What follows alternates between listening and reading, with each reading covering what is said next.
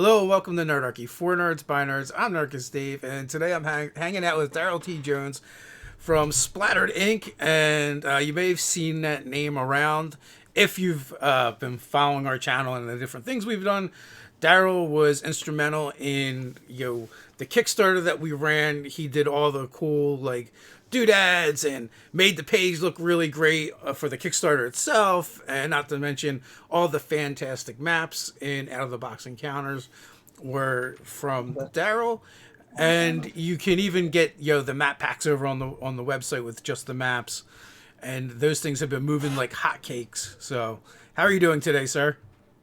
I am doing really good. Actually, had a really nice morning. Coffee, starting the morning with a little bit of a warm up drawing, and then start talking with people. Had messages and stuff. So just regular life, right? Yeah. Well, a lot of the stuff we know you from is from being a freelance artist, and we've worked with you that way professionally. But you do other stuff as well. You have a couple campaign settings that you've streamed. You also have a board game, and I believe at least one expansion to it. Right. Yeah. So the board game is Dauber's Quest for the Key, and that was published in 2018-19. So 18 was the Kickstarter, 19 was when people got it. Yeah, so it has the 6-player expansion. So it's a board game where you kind of simulate a bit of a dungeon crawl, but it's in a forest, not in the dungeon.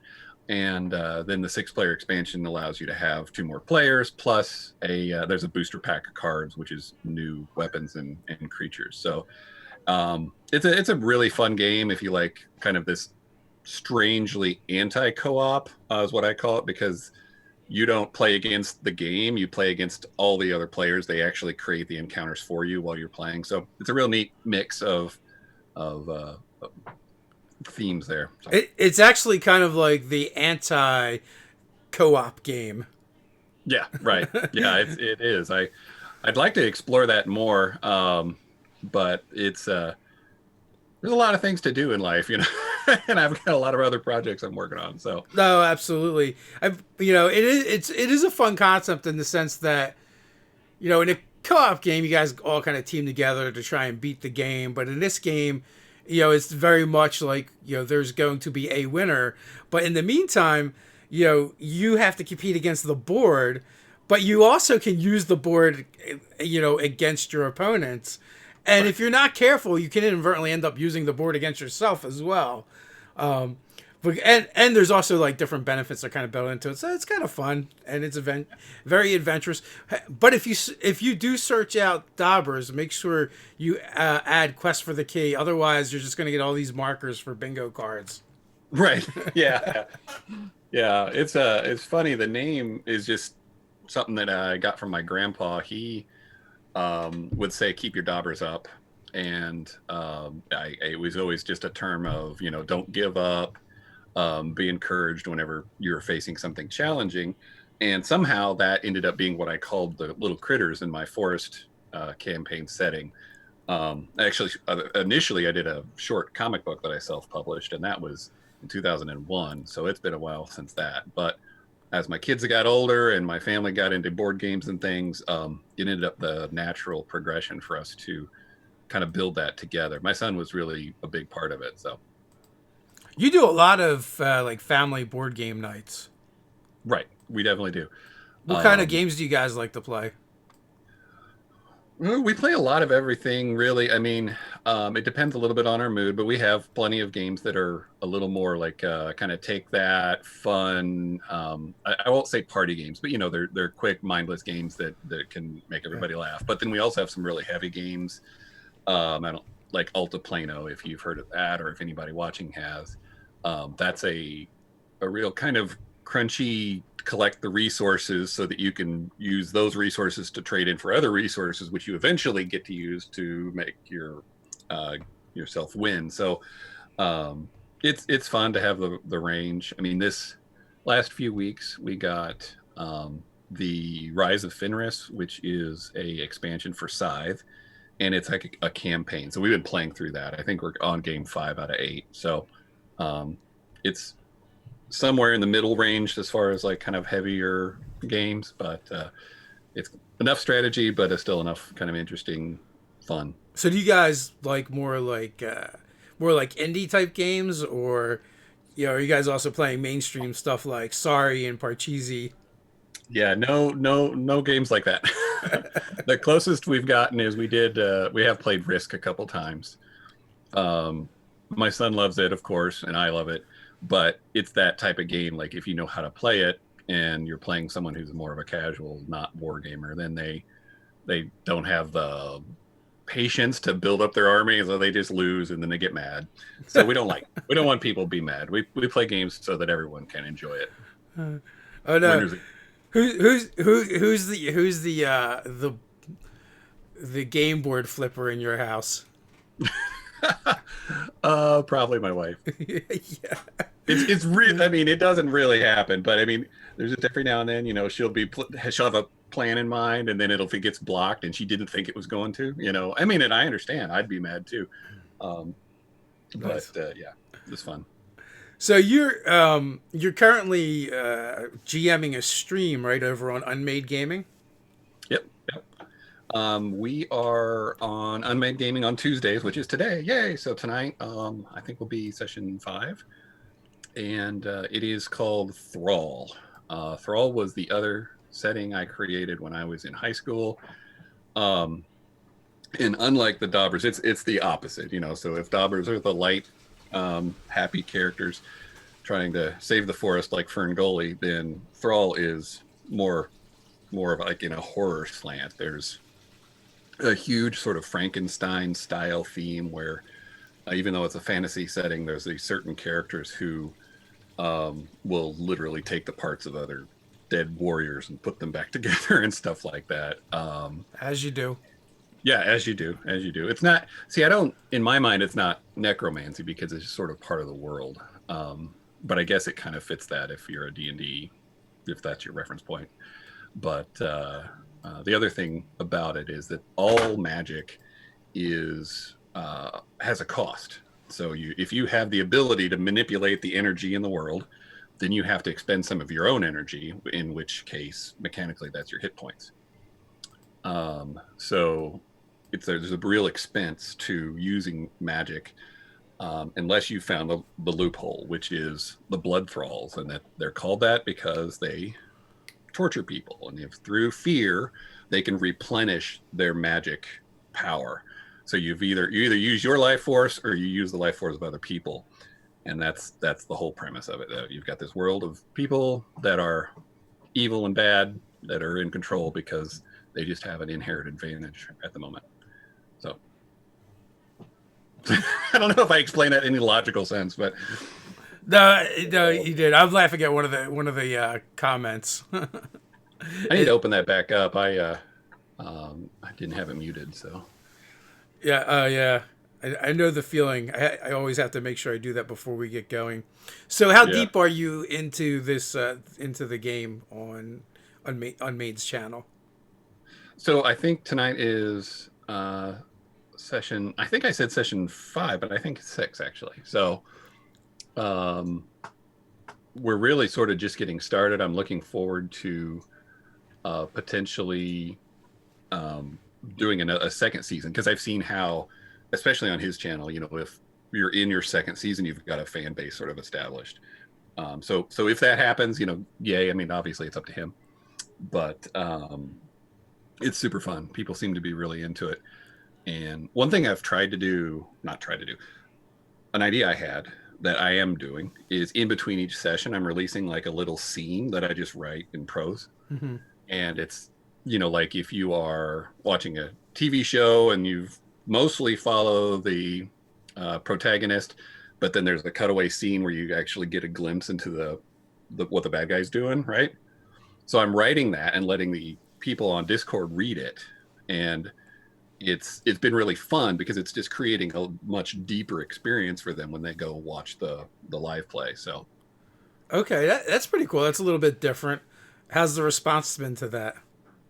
yeah, well, just a couple days ago, somebody said, "Man, you need to write a book in this setting," and I was really flattered by that. So Yeah. If I have time, I will. In all But your spare time. yeah, in all my spare time. So And make it a graphic novel so you can illustrate the whole thing too. yeah, I know. It's funny. I love being an illustrator. It's really a blessing and exciting and um, been a revival for me in my life as a person that's over 40. Um, but the more I think about like all the things I could draw, like it's almost daunting. Like do I do work for to pay the bills, and then I have all the stuff I want to draw, and then I still have to write all the things I want to write, and so I can't draw everything apparently. But I know we've commiserated a little bit on you know, different things, for different projects. Like, as much as I enjoyed Out of the Box, there was definitely some things about that for our first project going, we're going to do an illustration with everything and a map with everything. right, You were talking about when you did the Daubers game, not only did you make the game, you also did all the illustrations, and that is a lot of work. right. Yeah, and I got into it and I kept adding cards because there were stretch goals and stuff. And in my mind during the Kickstarter, you're like, yay, this is great because people are supposedly, it's driving the money up, and I'll have this to live off of while I'm finishing the art. I don't have to pay an artist, because I'm Hmm. myself. And but then by the end I had like 120 unique illustrations to do. And I'm like, that's a lot. So Yeah. but it was fun. It was totally worth it. It's like any time when your boss is like, "Hey, do you want some overtime?" and you're like, "Oh yeah, I want overtime." But you really just want the money. You don't want to do the work. Like, "Oh, why did I agree to this? This was a terrible idea." Yeah, that's funny. Yeah. At least that's been my experience. At least though, with what you're doing, it's a bit more enjoyable. Like, you like drawing, you like creating illustrations, and in that particular case, you're doing the illustrations for something you've created. So hopefully, it's something you like. Oh, absolutely. Yeah. Yeah, and Uh, it's a wonderful experience to feel someone express that they like what you create, right? I'm sure this. Your the stuff you do with Nerdarchy and Out of the Box is a great example of that. I mean, how gratifying is it to be like, I made this thing, and people backed it. So even there's a lightning invoker in chat here talking about her experience with Thrall. It's just I don't know. It makes me really light up to know that something I've created is bringing somebody joy. So, Now you've also run a 5e D&D game, and it was streamed as well yeah, for Daubers. right. So you did a season of that? I did one season on Unmade Gaming's channel, and then I did 40 plus sessions on Ask Ren's channel. I don't even remember what was his channel called. Anyway, he's a friend who's not streaming anymore, but so that was a lot of fun. So we got to go pretty deep with that one. And the Daubers is like a lot of people have kind of compared it to Fern Gully because there's a lot of this kind of theme of the forest is being destroyed by decay and other types of evil, and you have to save the forest. So it's got plenty of serious moments, but it's still way lighter than you know the guy who you just killed because he was trying to threaten the city now is coming back to life while somebody else stitches him to another character. But um so but yeah, like I said, they're very very light and dark in my head, I guess. What is a Dauber? A dauber is a gnome like creature that lives in the always green forest. They have been called by other people forest hobbits. So they have a big nose. They are short. They're cute. I don't know.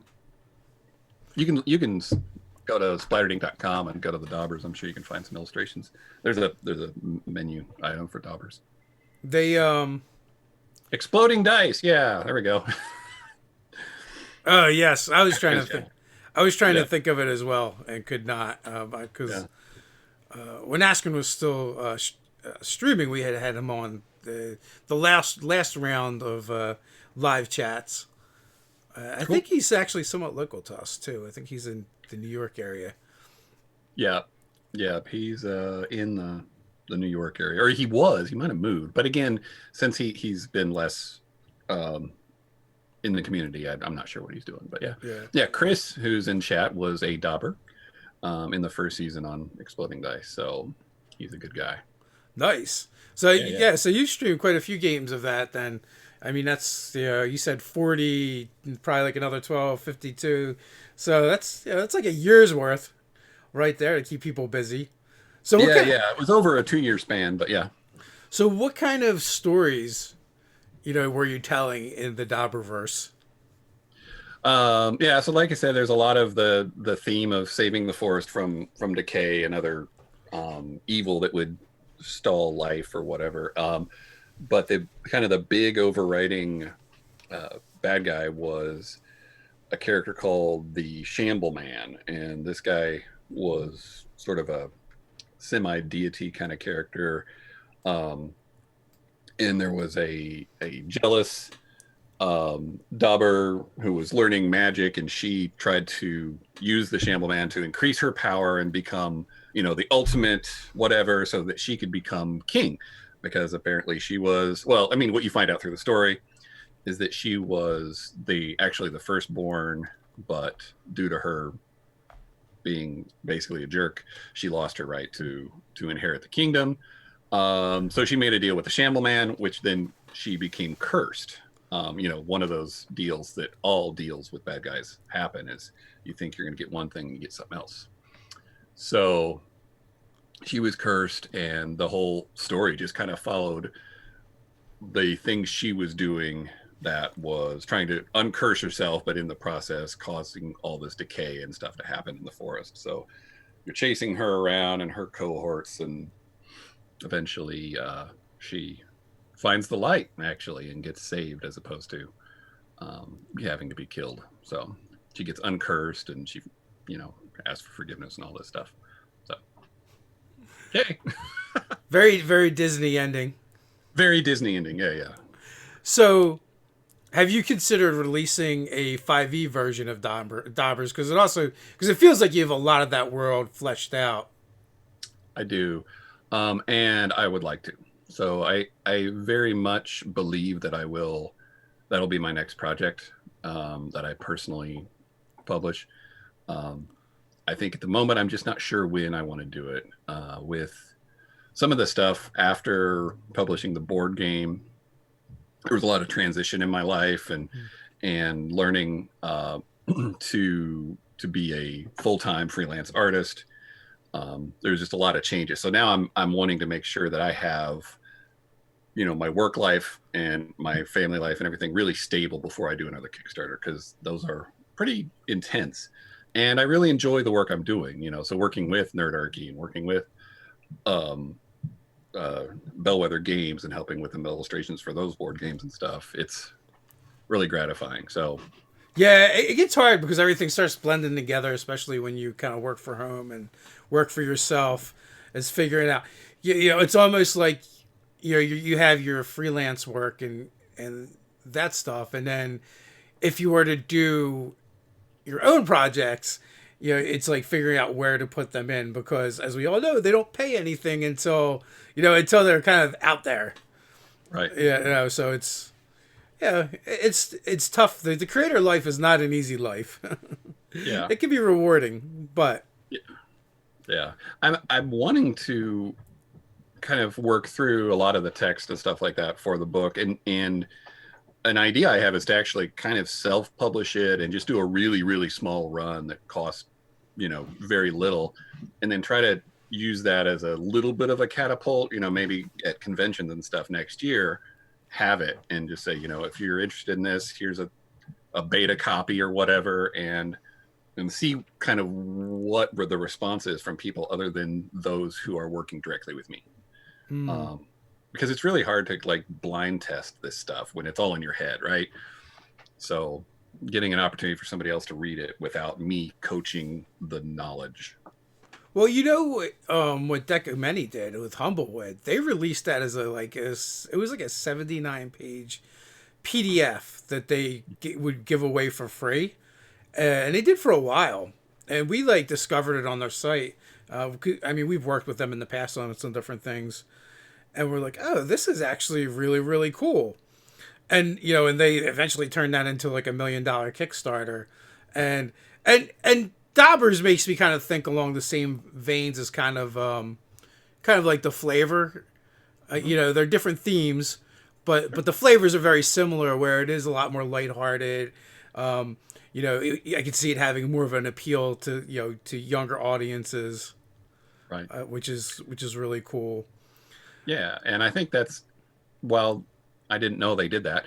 That is sort of what I'm thinking. Like try to get it in more people's hands first before I try to sell it.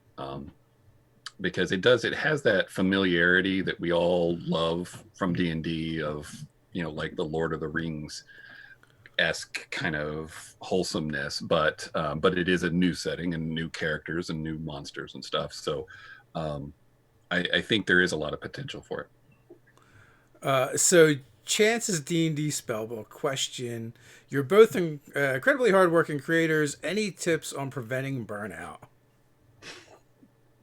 Um, Yeah, I mean that's definitely a hard one. What I've found recently that's been really helpful to me is that as soon as I get up in the morning, I will draw.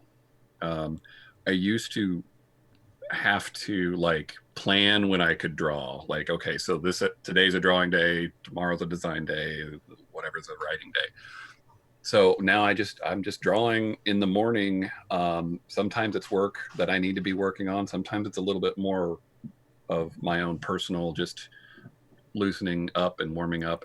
And it seems to have really helped in the last few weeks, maybe month, to just get my mind set right and remind myself why I do it, because this is something I enjoy.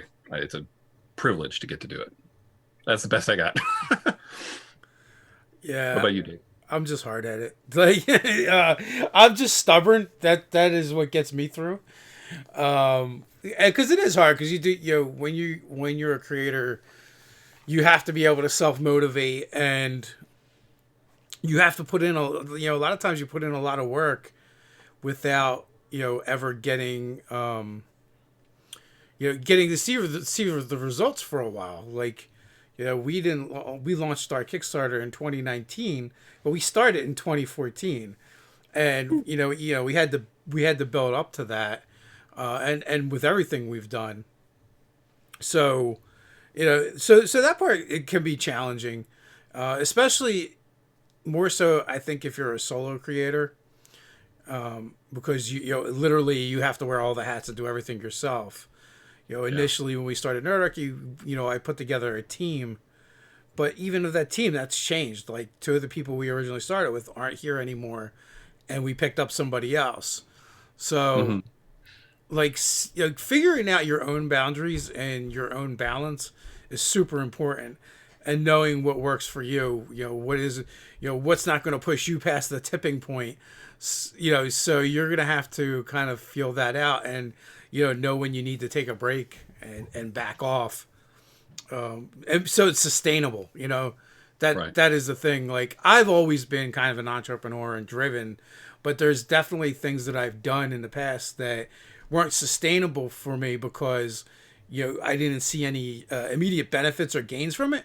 Where, like, this stuff is like, I'm talking about playing games and playing make believe. So it's a lot easier, and these are passions for me. So I feel like anytime it's more of a passion project, it is going to be easier for you to kind of like keep going and keep doing it. But organization, having a plan. A lot of content creators in the YouTube space are like, oh, I didn't realize it would get this big, or I didn't think, this was going to be a profession or a business. And I did it by accident. Yeah. So if you're doing this and you want to make it, a full-time thing, I think you have to do it with an intent. And from the beginning, kind of set out like, this is my goal, this is my plan, and then think about like how you're going to get there. Yeah.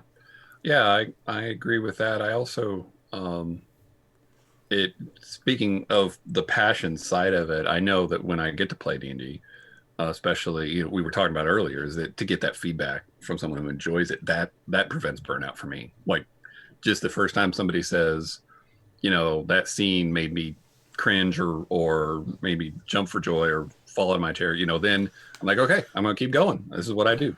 Yeah. So it's a neat kind of thing. And I think an artist also has a tendency to need pats on the back. You're drawing something so people can see it.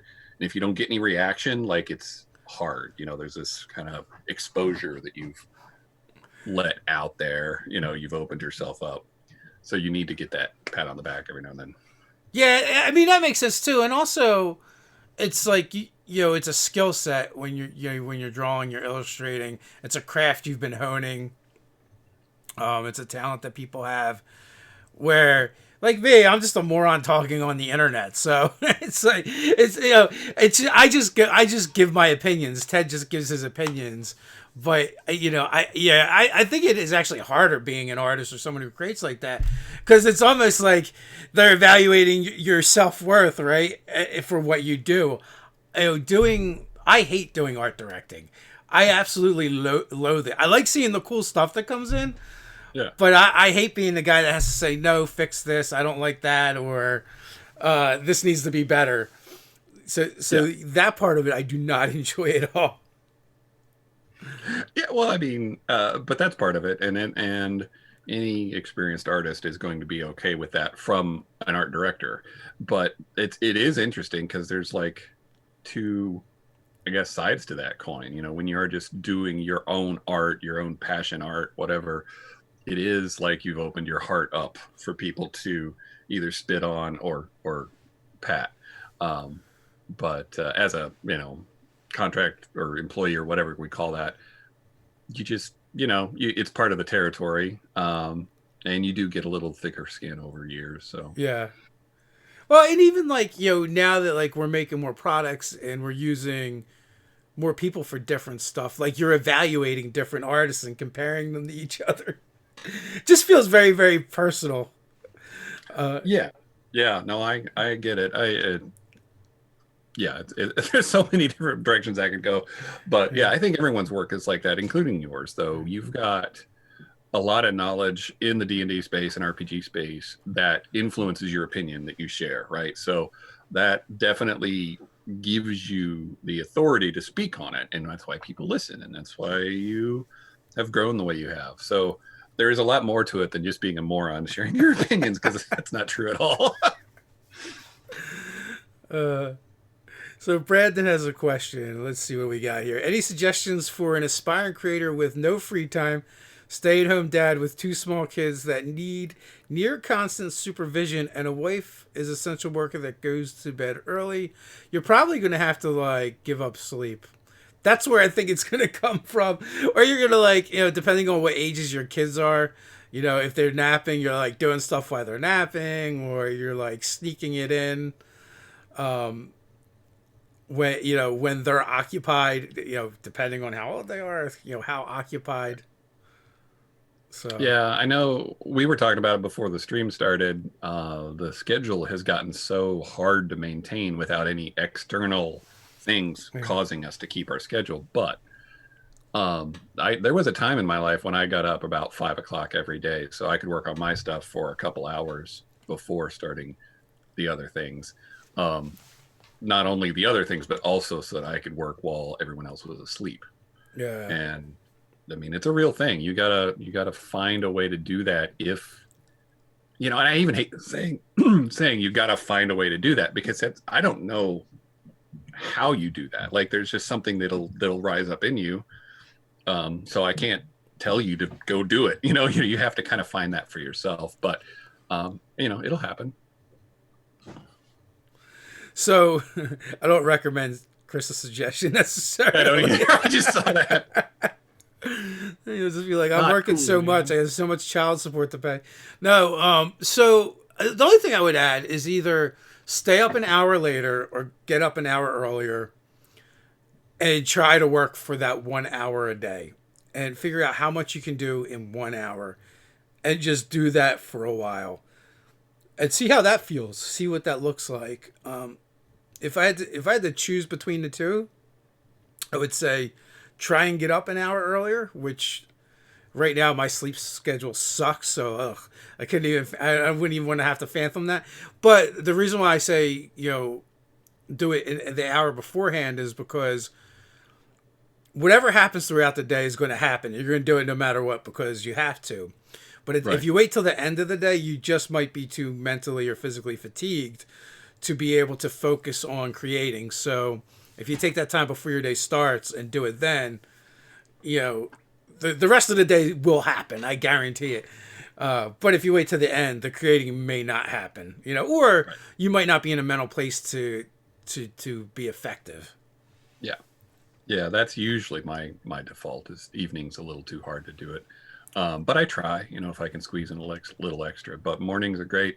And as an illustrator, so depending on what your goals are, maybe you need to write, and there's a more of a, for me at least, there's more of a cognitive ramp up for that. I've got to remind myself where I was, how much I want to progress the scene or whatever. Um, I would need an hour to do that. But if you're just drawing, if you just need to get in the habit of drawing and improve your skills, or try to start that book illustration, group of monkeys or whatever it is you want to publish. No idea why I said monkeys. You could even go with 15 minutes a day. You'd be surprised how much will accumulate in a couple weeks if you just draw 15 minutes a day instead of 0 a day, right? Anything is more than none, right? And it's amazing how easy it is to accumulate time if you just give a little to it. Speaking of time, how much time do you spend drawing a day? Not as much as I like. Yesterday was all graphic design. So I was like working with a rule book. I was working on a website, yours. Um, and I was doing edits to a logo. So I didn't do any drawing for clients, but I did a little bit of work on a monster I'm creating for Thrall. And then this morning I've drawn about an hour on that same monster, and I want to get it done before I stream tonight. And that'll probably be the only drawing I do, because I've got to finish that rule book I mentioned. So like, it just depends. I got up and I drew a little bit, like I mentioned earlier, and that was my drawing time for today. Yeah, well, you do a lot of different things too. You're Daryl's a very talented guy. You're an illustrator, and you do that, but you also do design work, which is different than illustrating. A bit more technical, and I think you do other stuff too. What are all the things people pay you to do? So yeah, graphic design is probably over the last 20 years what I did the most of. I mean, I actually had a graphic design firm for about 10 years. Um, and that mostly was websites actually. So I would do graphic design for the website. I would do a lot of the front end development, which means turning the image into something that displays on the website, but not the back end, which is where handles users and handles payments and all that kind of stuff. And then I have a friend who does a lot of that kind of work with me. So I still do that here and there. Some of you may know about True Dungeon, so I manage that website. And I'm helping Nerdarchy now build a new site. So there's that. I do a lot of print work too. So graphic design and illustration for cards for board games, box art, so the actual box that the game goes in. So there's a lot of thought into that. That's not just like, hey, I want to make sure this drawing of this lady's hand is right. It's where do I want to position the logo so that it stands out and looks different from all the other boxes it's sitting next to on the shelf in this game store, right? So there's a different mental approach to that style of graphic design. And then there's rule books. So then the whole point of a rule book is to organize text. How do you make sure that people can find the part they want to find when they can't remember how the rule works, when they're supposed to, trade in their resources for their new workers or whatever. So, yeah, all that kind of stuff. And then marketing. So I've also designed 5 or 6 Kickstarter campaign pages. Not much writing there, but even that I do help with on occasion. I'm like, so we need a section here, and it needs to have these kind of concepts broken down because you're missing that in other places. So, yeah, a friend of mine, Grant, you guys had him on, said that I'm the most most versatile artist in the gaming industry. So his words, but I'll use them. There you go. Get that testimonial down on your website, Yeah, which probably which my website. there is a link in the pinned comment down below that people can check out to find Darryl. He also his Twitter handle Splattered Ink as well. You can find there as well. So, Yep. is there any non D&D games you want to play? Yeah. I am really excited for a game that all of a sudden just went out my head. They just did the second season on Netflix. The Expanse? Or no, no no, not no. Altered Carbonite. Altered Carbon. Yes, Yeah. there we go. Sorry, my brain stalled out. Yeah, so I've got the proof PDF of the rule book, and I'm looking forward to running a game in that sometime. I don't know when or where, but there's just something about that world that really captured my attention. I really like the second season too. So Yeah, it's been a lot of fun. I enjoyed the first season and the second season.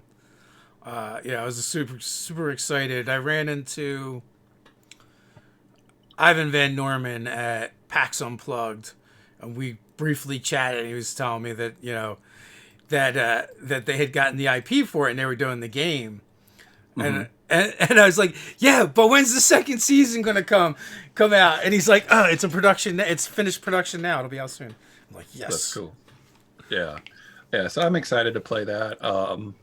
I also am actively writing a different system for Thrall. So right now we're running it in D&D 5e, and because the combat system is strong, obviously, and kind of the character building, but the magic system doesn't really fit.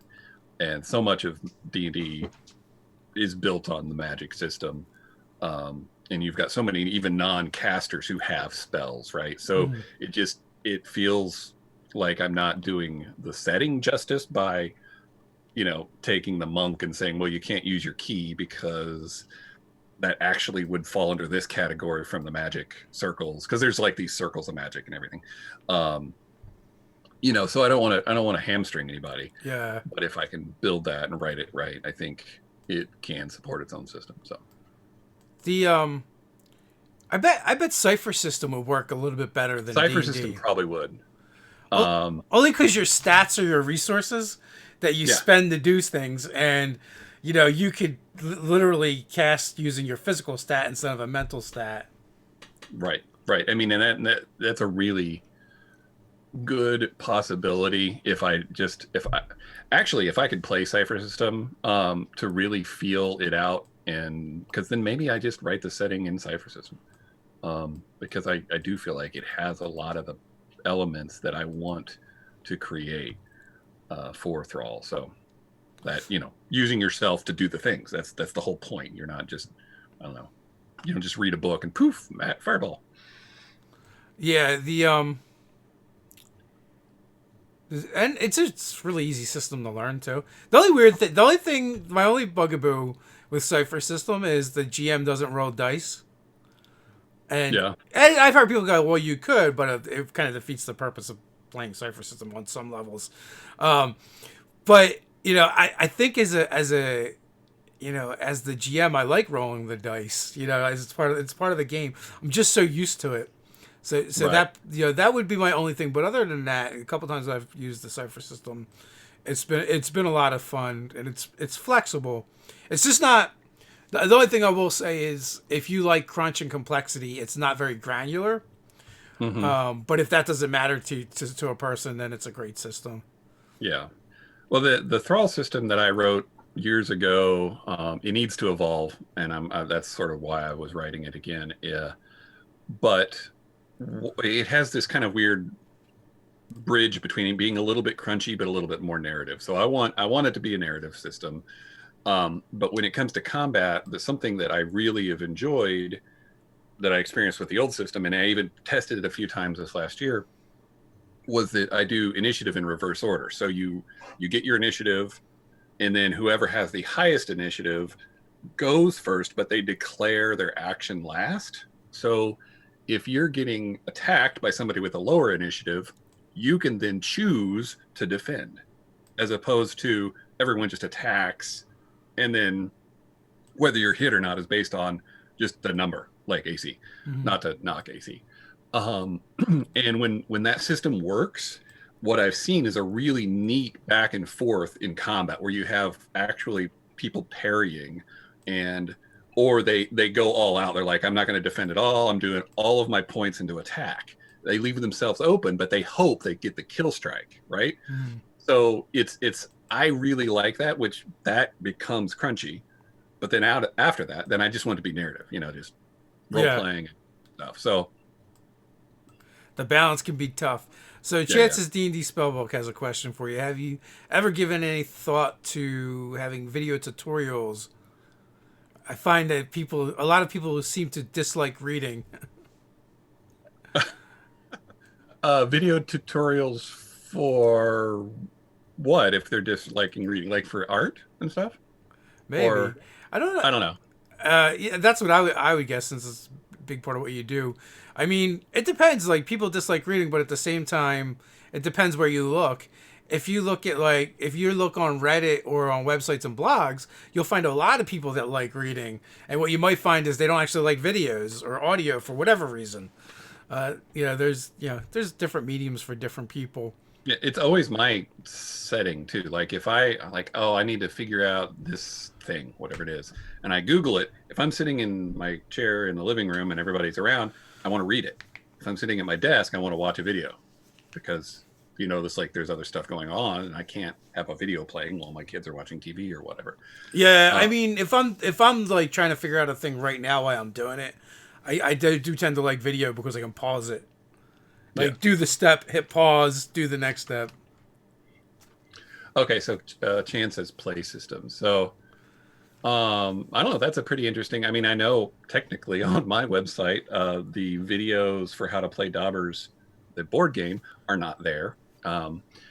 So I know they're needed, but to do a video on how to do an RPG, that's interesting. I actually I would have to think about it.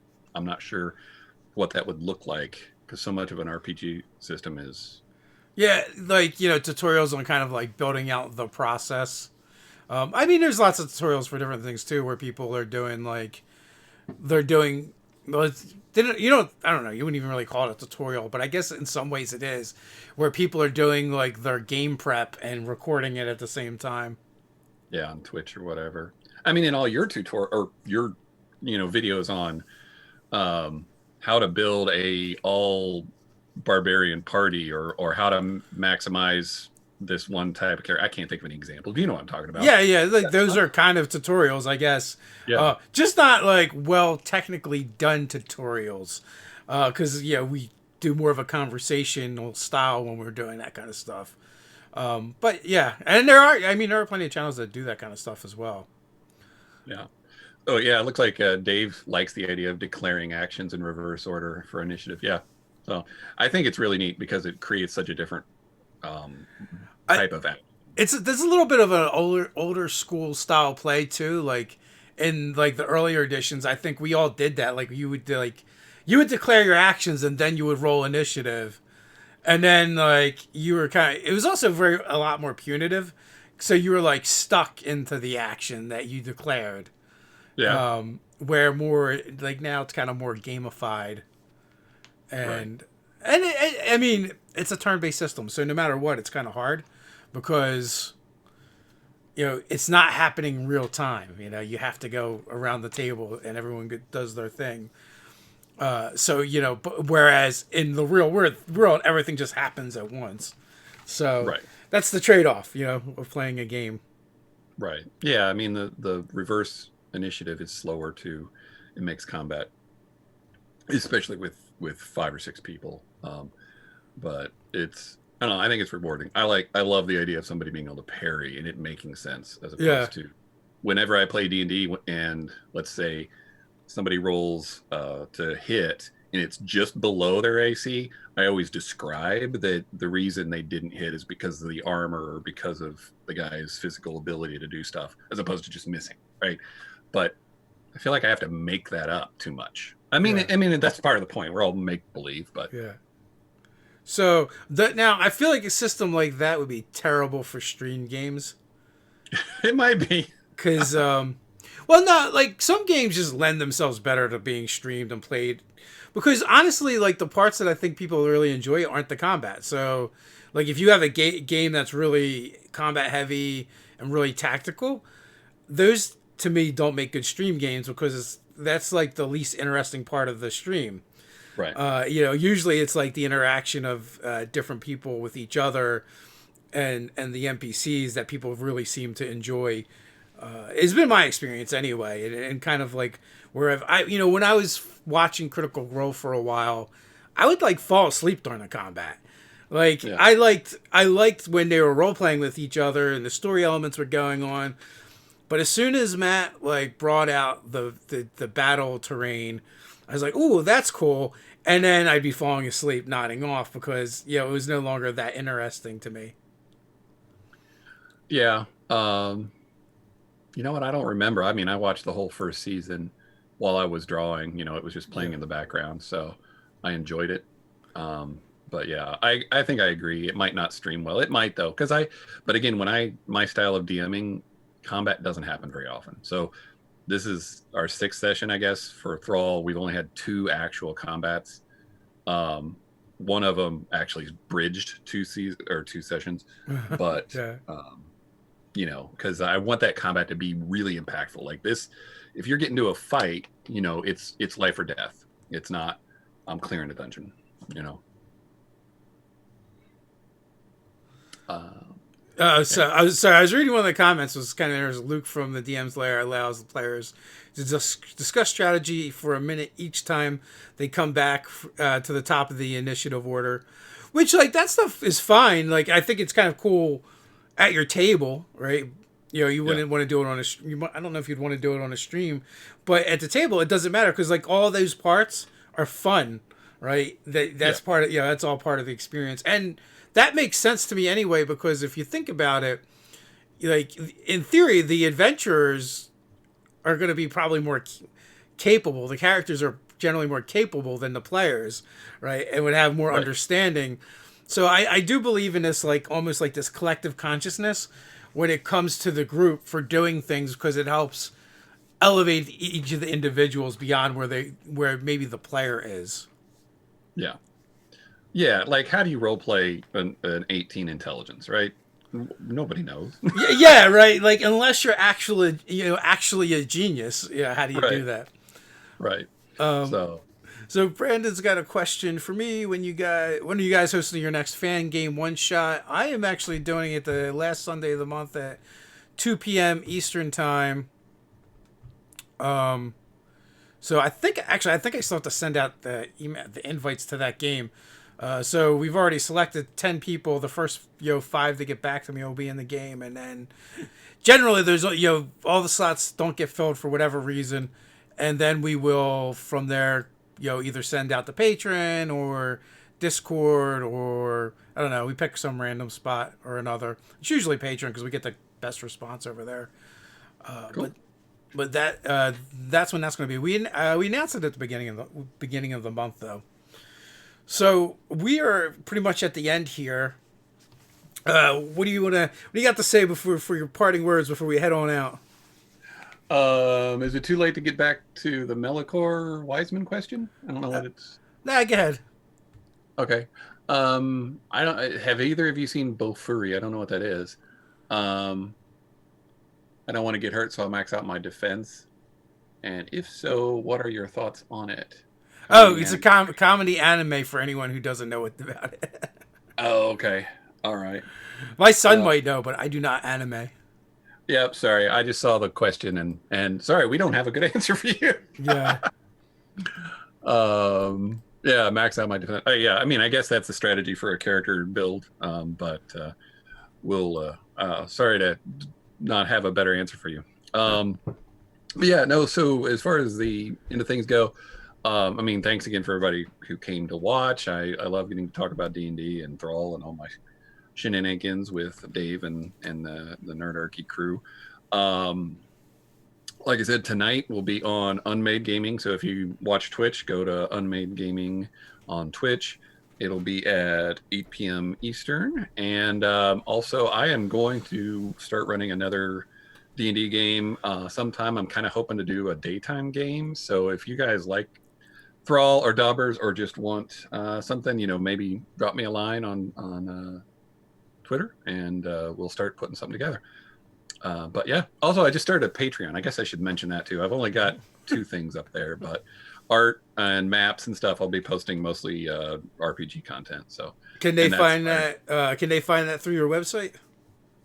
Not yet. I need to update my website. It's Splattered Ink though. I mean, everything is Splattered Ink. So patreon.com/Splattered Ink, Instagram.com/Splattered Ink. It seems to be a moniker that no one took, so I can use it pretty much everywhere.